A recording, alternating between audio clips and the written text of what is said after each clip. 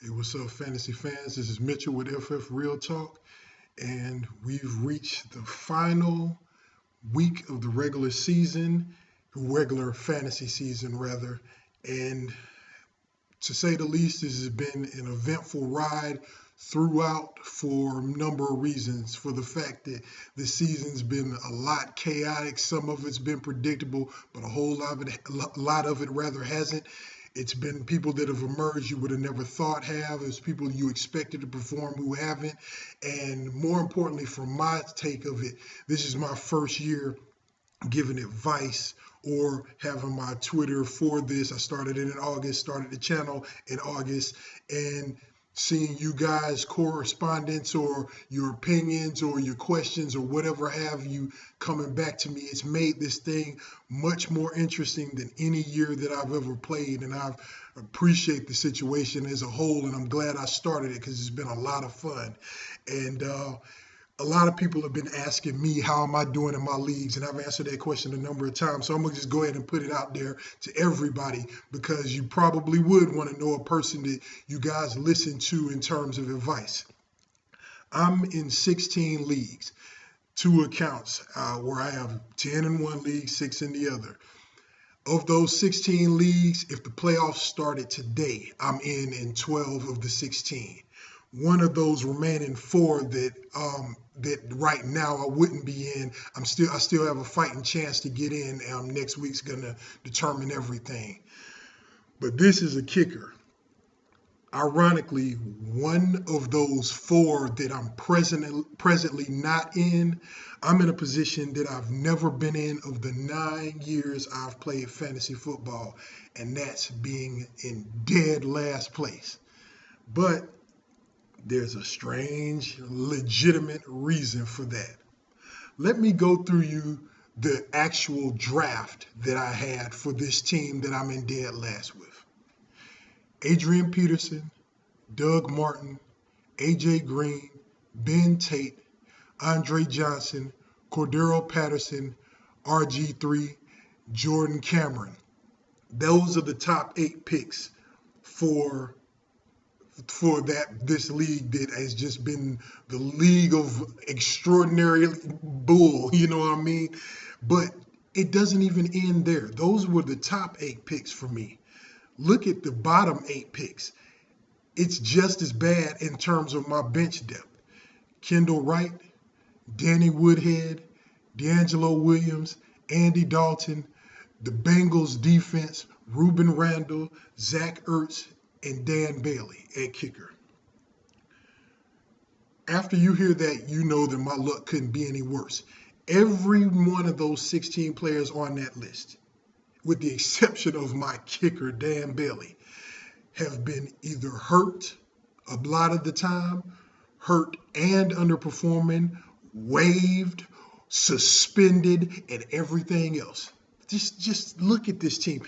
I just named all those people, and hasn't one player, skilled player on this team been truly consistent for me. When your most consistent player on the team is obviously AJ Green, and AJ Green missed a big chunk of the season with consecutive weeks out, you're in bad shape. I mean, that's just my luck couldn't be any worse. And it's ironically I got the wins that I got out of that. But needless to say, that's how it goes sometimes. This was a string of bad luck with that draft, and it couldn't be any worse. But I just thought that would be something y'all might find humorous as I do. But it's the first time I've ever been in anywhere. I don't even know if I've ever been in 9th place or 8th before this year. Maybe 8th around when I first started, but never been in last place. And this team will do it though, because I think if you rewind and listen to that list again, you'll be able to tell that that's what it is. But be that as it may, we're going to do what could be the last waiver wire video I do. I'm not sure if I'm going to do any for the final 4 weeks of the season. Maybe I will. It just depends on the activity, depends on the viewership. At this point, the waiver wire is bone dry, it's barren. It's nothing to mention. We're recycling. I'll be recycling players that haven't been picked up. A lot of these will be. So it just depends. It depends on you guys' participation. If y'all tell me straight up, hey, just give us what you got or whatever, if I get enough of it, I might, If not, it'll be just hit me up with star ad questions for the rest of for the playoffs or whatever. So we'll see how it goes. But anyway, on to this week's pickups. Number one, for obvious reasons, Latavius Murray. All I can say is it's about time. It's about time someone assumed the mantle of Russian dominance in Oakland. We never really saw where this guy was coming from, but it makes complete sense to me. We knew the MJD, after looking at him, he's done. We also know that Darren McFadden is awful. And in those just 4 runs before he went out with concussion, he shredded the D. He provided a much needed spark in the backfield. I think that's all the coaches need to see to know who your running back of the future is in your present roster. If you don't use him the rest of the season to see what he's got over the last 5 weeks, you're just not doing your job as a coach. This should be a no-brainer that he's going to get a lot of work. And if you've got problems at running back, although if you add him this week, your running back core, if you're in decent shape, should be solid to where you may not have to use him. But there's a lot of people that's looking for a running back to actually use. This will be a good guy that'll be worth using. So he should be 100% on after this week. Now, this week, we don't know 400% sure if he's playing. I mean, he got a concussion, and that was in a Thursday game, so he's had a few more games to beat the concussion protocols and get a little more healthy than some that would sustain it on a Sunday or Monday. But you never know with these things. We're still waiting on word whether he's 100% going to play or not, but you still want to add him because he's going to be someone key from week 14 through 17, even if he doesn't play this week. Number 2, Daniel Herron. I told y'all last week, Trent Richardson is awful. And I don't care that he scored last week. His 13 for 42 is all you need to know of why Trent Richardson is what he is. Surprisingly, even they knew. Daniel Herron, which is surprised us all, he got the start last week. And he did exactly what I thought he would do. He provided much more range in terms of the running game. He got going, plus he caught 5 catches for 31 yards. And the one thing you got to know is that right now, again, running backs are scarce. And this is possibly even it's not even a speculative ad. This is one that could provide even close to Latavius Murray type numbers, depending on this guy's talent that he displays from here out. He's got a far superior run game in one game that we saw to T. Rich. And just like the Latavius thing, no more need in playing around with the other running backs. This is who you want to use. And right now, they need to use them because Oakland is out of this whole thing, but the Colts have something that they're playing for, and they have respectability of usage, so you might as well use Herron. So he's definitely the second pickup, and in some cases, if someone liked him more than Murray, it kind of makes sense because Rich is that bad. So definitely pick him up as well because he'll be a solid add for the playoffs also. Number 3, Ryan Tannehill. I have to admit he's kind of coming into his own. He's developing a rapport with Wallace, and it seems like he's directly connected. His success is directly connected with the emergence of Jarvis Landry, who's caught 4 TDs in the last 4 weeks. Right now, the quarterback position is really one of the most barren positions out there on the waiver. And it's a lot of times where, I'm not going to get into this, but when they talk about value-based drafting, the reason why they say don't get a quarterback early in drafts is because the value difference between somebody in replacement level is going to be closer to any other position. Well, this year is proving that to be almost just dead untrue. The people you picking up off the waiver wire are far and away different because there's too many good quarterbacks out there that's not doing anything this year. At this point, I mean, I would rather have Tannehill than Matt Ryan, than Josh McCown, than even Matthew Stafford at this point. And even possibly Jay Cutler. Ryan Tannehill's been proving some consistency that those guys haven't done. And right now he's under 50% on. And that's going to change this week because it's a lot of quarterbacks out there that just not doing what they're supposed to. He needs to be picked up. And definitely, if you even have a better quarterback, if you add him a plug and play guy, depending on the matchups in playoffs, depends on the matchup and depends on that first quarterback you have. Number 4, the guy I just mentioned, Jarvis Landry. As I said, 4 TDs in the past 4 weeks, and he's been very dangerous in PPR leagues if you're in that. His value is starting to rival that of Wallace right now.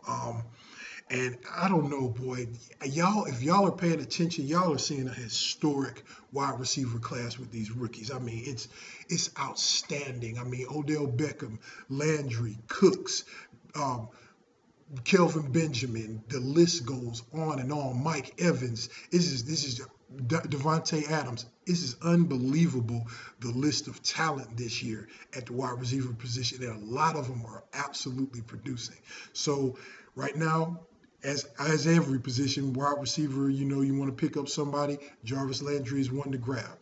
Number 5, Kenny Stills. I mentioned him last week because I knew he would assume everything that Cooks was doing before he went out for the year, and he did exactly that. He excelled. He got a lot of targets, and he got 9 targets, 8 catches for nearly 100 yards. He's quick, shifty, he's elusive, and if Cooks wasn't drafted, he was going to be one of those sleepers in the draft this year. But after Cooks got drafted, I knew that he would supplant everything the Steelers was supposed to be because of all the rumblings in camp and what he was supposed to be in the offseason before time. So that's all gone now, and Kenny Stills is looking to take full advantage of his chances. So far, he's shown that he's got the capability and the hunger to do so. He's a great pickup right now, and you'll be fortunate to have him to round out your core at the end if you can get him this week. Number 6, LeGarrette Blount. I told y'all guys last week that Jonas Gray wasn't going to be the thing y'all thought it was going to be after that monster game. But I didn't know it would be for the reason it was. I mean, dude didn't get a single snap last week, and it was because he was late for his alarm clock not going off. But I tweeted out instantly when I heard that, don't play Jonas Gray this week because Belichick doesn't play that. Don't even test it. I don't know how long Gray's going to be in the doghouse, but this is what I do know.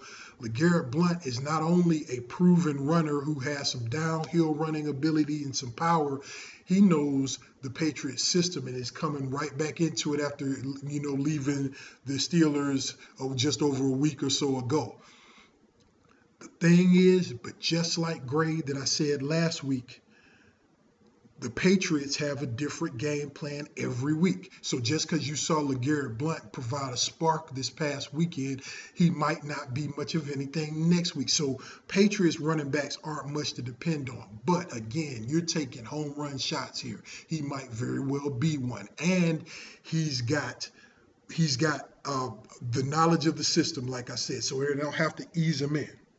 If they're going to use him, he'll be a full-on go. So ownership is based on a home run now. Grab him. He'll be probably of good use. Number 7, Eli Manning. It's just one word for Eli right now. And y'all need to pay attention to this. Schedule. From week 13 through week 17. He's got one of the cushiest quarterback-friendly schedules that there is. Favorable matchups against defenses that don't provide much of a threat in the secondary. If you've got problems with quarterback or definitely want to have a secure second one, grab Eli now because he is out there. And though Eli, you know what he does, he gives you some terrible interception heavy weeks along with some touchdown heavy weeks with interceptions at the same time in the week. But the thing is, quality quarterbacks, as I said with the whole Tannehill thing, is very scarce right now. And right now, he's got that. With that schedule, I'd rather have him than Dalton, McCown, Cutler, Stafford, even Kaepernick. So target Eli Manning. And even with some of these things where I don't know what's happening to Phillip Rivers. He's starting to phase himself out. This is one of those things where you need a guy that's got a good matchup. And Eli, and y'all know me, I always say talent first, matchup third. But at this point, when talent is truly not showing itself, like say a Matt Ryan or Andy Dalton, who are you really after looking at this year? You kind of got to look to make a change. And Eli Manning, again, just all I want you to do is, even if you don't pick him up, just look at Eli Manning's schedule for week 13 to 17. You'll think twice. Number 8, Greg Jennings. It's pretty clear who the number 1 target is in Minnesota, and he's out there in a lot of leagues. It's been a long time since Jennings was anything to be full-on trustworthy, but at this point, you're just looking for something to reach at that could give you some production. We've got this new guy, Johnson, who's now eclipsed over Wright's depth chart spot or whatever, but Jennings is the one that's being used, and he's still getting a good amount of targets out there. And as he develops more rapport with Teddy, looks like things are going to be solid for him. He's out there, so if you need just a pickup with that, go grab him. Number 9, Andrew Hawkins. Most dropped him, and most didn't think he was worth owning anymore because of the emergence or the re-arrival, rather, of Josh Gordon. I say pick him up because of that reason. You saw in one game the difference Josh Gordon makes. You saw how they keyed in on him.